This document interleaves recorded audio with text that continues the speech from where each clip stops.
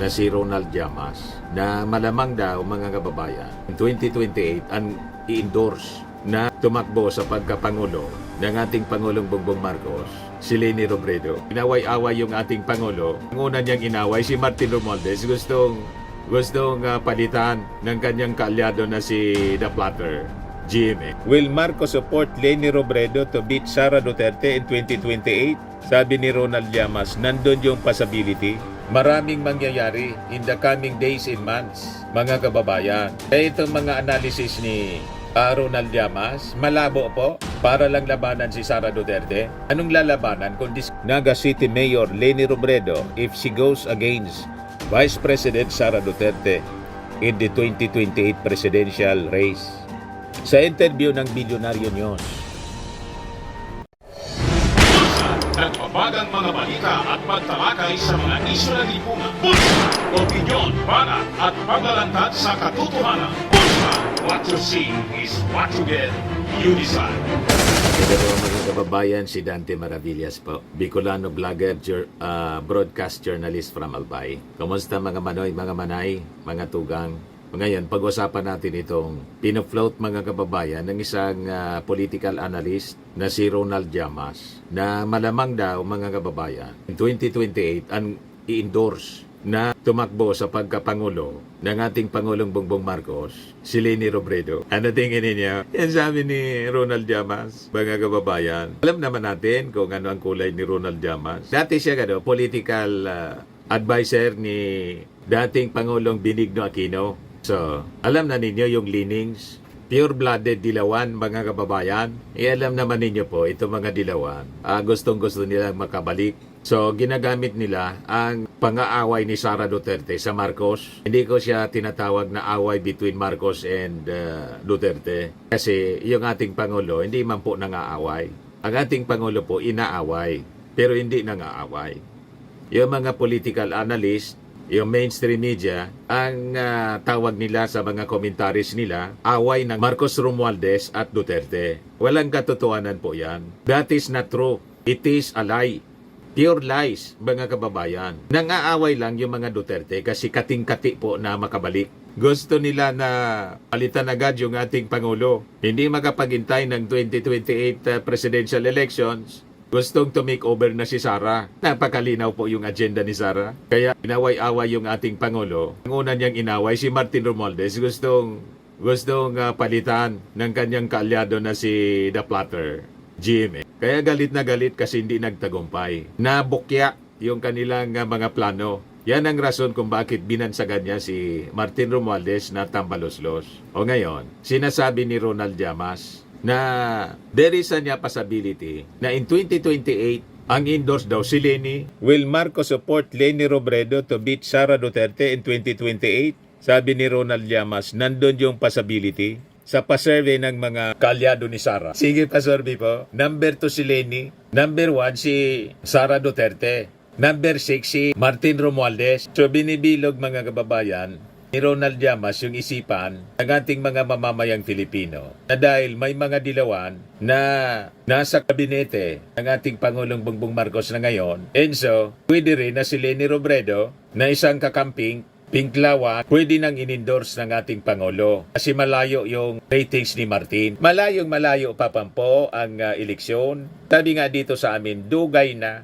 Ganon ba ka-desperate yung ating Pangulong Bongbong Marcos para kunin bilang standard bearer ang isang tulad ni Leni Robredo na nilait-lait siya nung eleksyon? Diba? Anong tingin ninyo mga kababayan? Unang-una, mahirap na si Sara makalusot mga kababayan sa kanyang problema. Bali? Masyado ninyong ina-underestimate yung galing ng ating Pangulong Bongbong Marcos. Mahirapan po na si Sara maging kandidato sa 2028. Makalusot man siya dito sa impeachment trial. Matuloy yung impeachment trial, pero i-acquit siya ng kanyang mga kaalyadong senador. Malamang sa malamang, hindi siya makalusot sa ombudsman. Poposisyon na mga kababayan sa ombudsman itong si DOJ Secretary Remulla. At alimbawa pa makalusot siya sa ombudsman. Alimbawa lang, pero mahirap. Kahit nga po sa impeachment trial, mahirap na hindi makonvict si Sara. Kaya nga, ang agenda ng mga kakampi niyang senador, nakipagsabuatan na sa defense, i-dismiss. At sabi nga natin mga kababayan, may isa pa, yung ICC, maraming mangyayari in the coming days and months, mga kababayan. Kaya itong mga analysis ni Ronald Llamas, malabo po. Para lang labanan si Sara Duterte. Anong lalabanan kung disqualified na? Perpetual disqualification. Halimbawa, hindi siya makonvict sa impeachment case ng kanyang kinakarap. May ombudsman at ICC. So malamang sa malamang, ito pong si Sara will not be a candidate sa 2028 election. Hindi dahil gusto siyang i-eliminate ng Marcos administration at ni Martin Romualdez tulad ng kanyang laging sinasabi na gusto siyang i-eliminate kasi siya winning candidate, frontrunner siya sa 2028. Walang gano'n na intensyon, mga kababayan. Kumbaga, ma-eliminate siya kasi ang nag-eliminate sa kanya yung sarili niya. In-eliminate ni Sara yung sarili niya. Kasi nga po, siya man lang ang gumawa ng mga kasong yan. Hindi po ang Congress ang gumawa ng kaso, asunto laban sa kanya. Gumawa siya ng asunto, sunulat lang ng mga congressmen yung asunto. Pero ang may kagagawa ng asunto niya, siya. Yung pagbabanta, sino ba yung nagbanta? Yung Congress ba nagbanta sa ating Pangulo? Di ba siya? Yung paglustay, allegedly ng confidential funds. Si Martin Romualdez ba yung nagsabi sa kanyang lustayin o ang ating Pangulo? Walang nagsabi sa kanya, walang nagtulak sa kanya para gawin yon. Siya, itinulak niya yung kanyang sarili sa trouble. Hindi ba pa, mga kababayan niya ang malinaw? Kaya lang, para pagtakpan yung kanyang mga maling ginawa, pinulitika niya, mga kababayan. Dinasabi niya palagi, politika ang rason. Bakit siya na-impeach? Kasi gusto siyang i-eliminate bilang kandidato, frontrunner sa 2028 presidential election. Ngayon, going back dito sa sinasabi ni sinasabi ni Llamas, malabo yata. Sabi niya rito. Anyway, share ko sa inyo po. Political analyst Ronald Llamas said the Marcoses could support former Vice President and incumbent Naga City Mayor Leni Robredo if she goes against Vice President Sara Duterte in the 2028 presidential race. Sa interview ng Bilyonaryo News with broadcast journalist Pinky Webb, tinanong si Llamas about the result of the survey showing that Robredo will defeat the Vice President if she gets the support of President Ferdinand Marcos Jr. Sabi ni Ronald Llamas, tingin ko nandun yung possibility na yun. Dahil nga existential ang battle between the Marcoses and the Dutertes. At inaamin naman ni Sara, there will be hell to pay pag siya ay manalo o makabalik sila sa pwesto. Lalo na sa ginawa ng kanyang tatay na inaresto at pinadala sa ICC. Lalo na dahil sa impeachment case laban sa kanya at kaso laban sa kanyang mga kaalyado. Kaya talagang galit na galit siya. Wala man pagkakautang sa kanya ang ating Pangulong Bongbong Marcos. Kaya hindi tayo naniniwala sa mga analysis na to ni Ronald Llamas. Ang gumawa ng masama, gumawa sila ng masama laban sa ating Pangulo. Baseless, mga kababayan, ang idrag yung ating Pangulo sa isyong ito. Di ba po? Kailang si Ronald Llamas, ang agenda niya, bilogin ang isipan ng mga mamamayang Filipino. Kumbinsihin ang mga Marcos loyalists na isupport si Leni Robredo just to defeat Sara Duterte. Ano kayo, sinisurte? Tanong natin sa ating mga Marcos supporters, payag po kayo na si Leni Robredo i-endorse ng ating Pangulo? Or revise natin yung tanong, naniniwala ba kayo ay yung ating Pangulong Bongbong Marcos i-endorse ang isang Leni Robredo para lang talunin si Sara Duterte sa eleksyon at hindi makaganti si Sara Duterte sa kanya banta na there will be hell to pay pag siya nakabalik. Gagawin ba yun ng ating Pangulo just to shield himself at gagamitin niya si Leni Robredo para lang matalo si Sara Duterte? Naniniwala kayo sa ganong uri na ang kwento? Malabong malabo, mga kababayan. Kaya lang sabi natin, gusto kasi ni Ronald Llamas bilogin yung isipan natin. Kasi ang agenda nila, makabalik sa pwesto yung mga dilawan. Wala mang problema, di kumandidato kayo. Lahat buwilo, libreng kumandidato. Pero yung gamitin ninyo, yung ating Pangulo para manalo yung dilawan na kandidato ninyo, malabo. Huwag kami, mga dilawan, alam na namin yung inyong ang likaw ng inyong mga bituka, kung ano yung agenda ninyo. Yan sabi niya rito. At inaamin niya na hindi sila makakalimot at sila ay gaganti in no less than the President and the First Lady ay tinitreten niya. Kaya the Marcoses, kung wala silang kandidato, will definitely support a winnable candidate against Sara. Hindi yan malayo, sabi po ni Llamas. When asked by Webb who will be the viable replacement of Duterte if the Senate Impeachment Court convicts her, Llamas mentioned the names of Senators Robin Hood Padilla in Bongo. Kumandidato kayong lahat. Alangan man, yung ating administrasyon, mangangahoy na lang doon sa kalaban pa. Di ba? Mangangahoy sa kalaban para lang i-shield yung kanyang sarili. Para nga mangyari niyan, kumuha ng martilyo yung ating Pangulo para ipukpok sa kanyang sariling ulo. Yung mga dilawan, mga rabid dilawan po, mga anti-Marcos yan, gumaganon-ganon lang sila ngayon kasi natalo sila sa eleksyon. At konti na lang na ma-decimate silang lahat. Pasalamat kayo, may mga nanalo si Bam at si Kiko kasi kinampanya namin. Unang-una yung iba kasing mga nasa alyansa ng ating Pangulo tulad ni Tolentino, Duterte.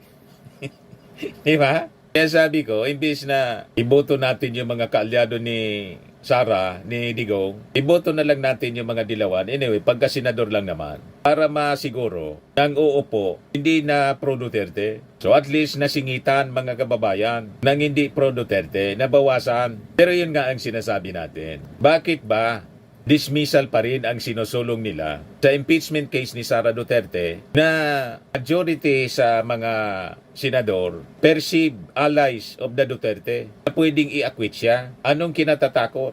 Tama po yung ating mga analysis? Anyway, sabi ni Llamas, una yung flinote ni former Presidential Legal Counsel Salvador Panelo na kung sakaling ma-impeach si Sara Duterte ay si Robin Hood Padilla. Pero hindi ko siya nakikita na viable for presidency sa 2028. Si Bongo, tahimik lang. Pero alam natin na interesado siya, sabi ni Llamas. Si Bongo, baka siya yung viable para sa mga kasama nila. Kumandidatos lang kayong lahat, yung gustong kumandidato. Di ba? Pero hindi ninyo mabibilog ang ulo ng mga Marcos supporters. Alam namin kung sino yung iboboto, alam namin kung sino yung isushoot namin sa Inidoro. Di paramihan na lang tayo. Ganun naman ang eleksyon, paramihan ang boto. O ngayon, idagdag ko na lang ito mga kababayan kasi maganda itong balita. Yan po, Simi pa encourages more Filipinos to invest to Philippine capital market, sabi ng ating Pangulong Bongbong. Ano po itong SEMIPA? Ang SEMIPA, ito yung Republic Act number 12-214 or the Capital Markets Efficiency Promotion Act. Naging effective siya simula ngayong July 1. It is designed to encourage every Filipino to invest their hard-earned money to build a better future, sabi ng ating Pangulong Bongbong Marcos. Ano yan, Mr. Maravillas? Paki-simplify. Capital market, yung stock market, tuturuan tayo ng mga Filipino maging stock investors.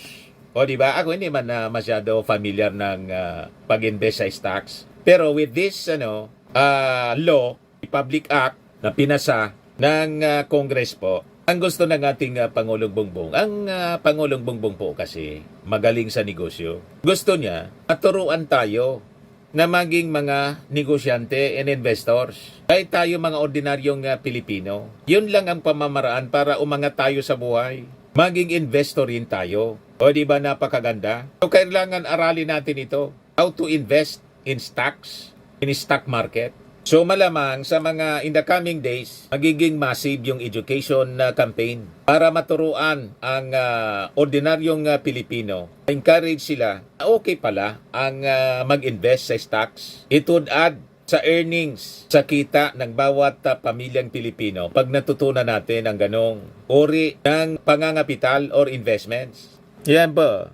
Sabi ng ating Pangulo, sa ginawa niyang special bell ringing sa Philippine Stock Exchange Tower sa Bonifacio Global City, Taguig City kanina, to mark the effectivity of the law, he stated that the act niya, itong batas na to allows Filipinos to be true participants in the nation's economic growth. Itong reform anyang ito is not just for the well-off, yung mga mayayaman na, and for the professional, for the stock traders. It is for every Filipino who dreams of better financial security. Napakagaling ng ating Pangulo. Ayaw niya na yung mga mayayaman lang ang lalo pang yumaman. Yung mga mayayaman, yumaman kasi mga investor sila, mga negosyante sila. Mindset sila ng mayaman. Mindset silang negosyante. Kaya napakaraming mahihirap na mga Filipino kasi hindi naturuan mag-invest. Wala silang tinatawag na financial literacy. Yan ang problema sa atin eh. Hindi niya lang ito sa mga well-off at mga professionals. Kailangan na niya, ordinaryong Pilipino, magkaroon din ng pagkakataon na makapag-invest sa stock market para naman magkaroon sila ng magandang financial security. It empowers the small business owner and the young professional in the overseas Filipino worker to start investing their hard-earned money to build a better future. Paliwanag ng ating Pangulo that the timely and strategic tax reform redefines and transforms how Filipinos invest, build, and grow their hard-earned savings. Ang nangyayari kasi po, after retirement, yung pension, doon na lang nagiging dependent. Yung mga ordinary Filipino, yung pension nila, kulang man, nasasadlak sila mga kababayan sa kahirapan. Kaya talagang dapat turuan bawat Filipino, mabigyan din, hindi lang turuan, mabigyan ng pagkakataon na kumita sa pamamagitan ng investments. Turuan dapat ang bawat isa sa atin para maging parte ng capital market. So ito, sabi rito, under the SIMIPA, for a first-time investor buying 10,000 worth ng stock, this means paying 10 pesos in tax instead of 60 pesos. Babawasan nila. This will encourage more Filipinos to invest in our capital market. Bababaan nila ng gobyerno yung sinacharge na tax. So according to Marcos, the law also removed the documentary stamp tax on mutual funds and unit investment trust funds, investment tools widely used by young professionals and middle-class savers. The adjustment on rates lowers barriers and opens the market to more investors. So magiging very attractive para sa ordinary Filipino na mag-invest mga kababayan sa stock market. So magiging kahit ordinaryo tayo, hindi man tayo multi-millionaire or billionaires mga kababayan, makakasanayan na natin with this law ang maging investor na rin sa stock market. Di ba? Class na rin tayo. Hindi lang yung mga well-off, sabi ng ating Pangulo, mayayaman ang magiging parte ng stock market po. Bubuksan siya para sa ordinary Filipino. Napakagandang kaisipan mga kababayan.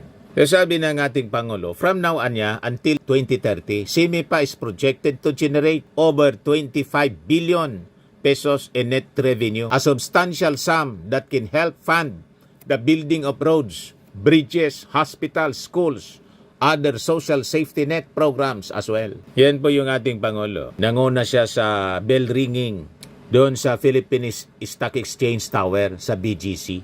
Pakinggan natin yung mensahe ng ating Pangulong Bongbong. First-time investor buying a 10,000 peso worth of stock, this means paying 10 pesos in tax instead of 60. This will encourage more Filipinos to invest in our capital markets. This law also removed the documentary stamp tax on mutual funds and unit investment trust funds, investment tools widely used by young professionals and middle-class savers. The adjustment on rates lowers barriers and opens the market to more investors. Additionally, we have introduced a uniform final tax rate of 20% on interest income. This simplifies compliance, removing confusion, and in a way, leveling the playing field. This law also offers incentives for companies that help employees save for their retirement. Private employers that match or exceed their workers' contributions to the personal equity and retirement accounts, or PERA, are now entitled to an additional 50% tax deduction on their actual contributions. And at the same time, SIMEPA removes certain exemptions to enhance fairness in our tax system. Government-owned or controlled corporations are now generally subject to the same passive income taxes as other institutions. From now until the year 2030, SIMEPA is projected to generate over 25 billion pesos in net revenue, a substantial sum that can help fund the building of roads, bridges, hospitals, schools, other social safety net programs as well. But beyond revenue, CIMEPA reinforces confidence. It shows that our financial system is becoming more equitable and structured for long-term stability. So let's be clear. The reform is not just for well-off and for the well-off and for the professionals, for the stock traders. It is for every Filipino who dreams of better financial security. It empowers the small business owner, the young professional, the overseas Filipino worker to start investing their hard-earned money to build a better future. Eh, mga kita natin mga kababayan sa ating hanap buhay, hindi lang natin itatabi sa mga bangko. Pwede na tayo na mag-invest sa stock market. O, di ba? Tuturaan tayo ng ating gobyerno mismo. Siguro, kasi ngayon pa lang yung effectivity ng batas, ang mga susunod na activities niyan, magkakandak sila ng mga seminars about how to invest in stock market. O, di ba? Napakaganda. So, tayong lahat, kahit ordinaryong empleyado, magiging investor na rin. Stock investor na rin. Sosyal. Di ba pa? Napakaganda ng mga programa ng ating Pangulong Bongbong Marcos. Abangan natin ito. Update ko po kayo mga kababayan ng mga developments kasi ngayon pa lang ito, launching ito mga kababayan kasi effectivity ng batas ngayong araw na ito pa lang po. Okay po mga kababayan? Yan ang bagong Pilipinas. Fairmax Firming and Lifting Cream, pinapahid po sa mga pulses in affected area. Mainam po sa paninigas ng mga kasukasuan. Ito naman po, Automax Radiant Serum. Sa mukha naman yung application, anti-aging po siya. You will look 10 years younger than your age. Sa mga cancer patients naman po, baka lang gusto ninyo itong itry. Neng siya Red Mix Fruit Drink. Hindi mo po siya gamot, food supplement siya. Kaya lang, gawa siya mga kababayan sa goji berry. Yung goji berry, may anti-cancer properties. O ngayon, yung mga inquiries ninyo, dumiritso na lang kayo sa aming messenger sa Facebook para masagot namin agad. Ayos pa? Ayos na ayos niya, Mr. Maravilla. But anyway, ito po pala yung aming bagong product na binibenta online. I am worldwide amazing pure organic barley powdered drink mix from Australia. Negosyo to ng aking anak na architect entrepreneur Riz Maravillas. Ayan po. Kontakin na lang po ninyo siya, Riz Maravillas on Facebook. Ang mga health benefits niya, boost immunity, improves digestion, enhance energy levels, packed with antioxidants, prevent cancer. Sa mga nagana po ng malinis and spacious fitness gym, pumunta lang po kayo sa aming Colossal Fitness Gym. May Grab ka rental din po kami.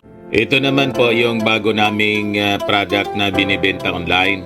Eye Glow Serum, whitening po siya. Tingnan ninyo yung epekto sa aking anak na architect before and now. Yung mga inquiries po ninyo, dumiretso na lang kayo sa kanyang Facebook account, Riz Maravillas.